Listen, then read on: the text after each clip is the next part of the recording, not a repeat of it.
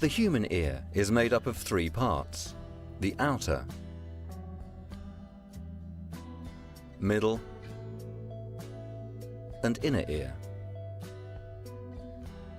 The outer ear consists of the pinna, which serves as protection for the delicate inner parts of the ear, and the external auditory meatus, the ear canal, which collects sound and directs it towards the eardrum.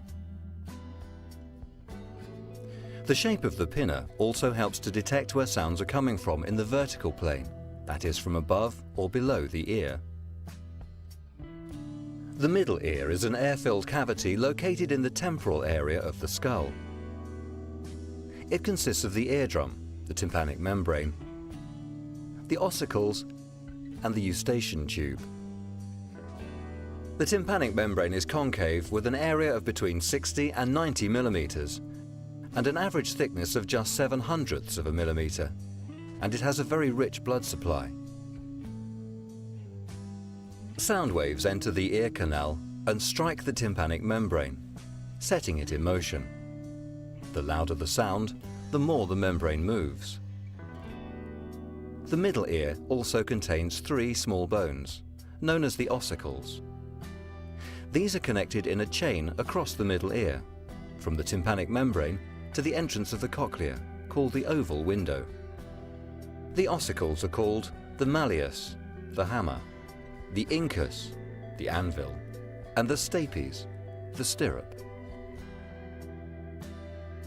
The handle of the malleus is attached to the tympanic membrane, and the base of the stapes, known as the stapes footplate, sits loosely in the oval window of the cochlea, held in place by the annular ligament. The tympanic membrane vibrates in response to sound. The eardrum moves the malleus, which in turn moves the incus, and then the stapes, the footplate of which moves in and out of the oval window and transfers the energy to the endolymph fluid in the cochlea.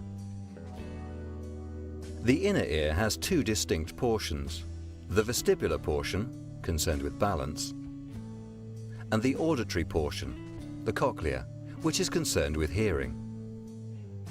The vestibular portion is made up of three semicircular canals.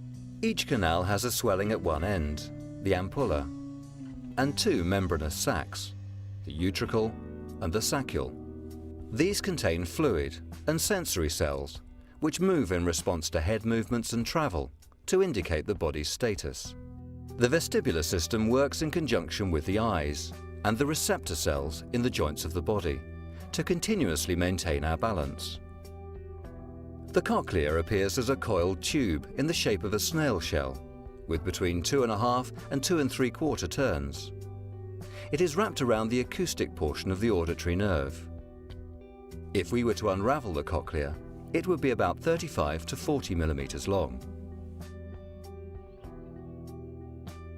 It is split into three distinct sections, known as the scala vestibuli, scala media, and scala tympani. The scala vestibuli and the scala tympani contain perilymph fluid. The scala media contains endolymph fluid. The Reissner's membrane separates the scala vestibuli from the scala media, and the basilar membrane separates the scala media from the scala tympani. Along the basilar membrane are two types of sensory cells, or hair cells, called the outer and inner hair cells. These are arranged in their rows according to the frequency, or pitch, of sound they detect, and covered by the tectorial membrane. Each hair cell has tiny hair-like projections, called stereocilia, attached to them. When sound energy is transferred to the cochlea, the basilar membrane vibrates up and down, causing the outer hair cell stereocilia to shear on the tectorial membrane above.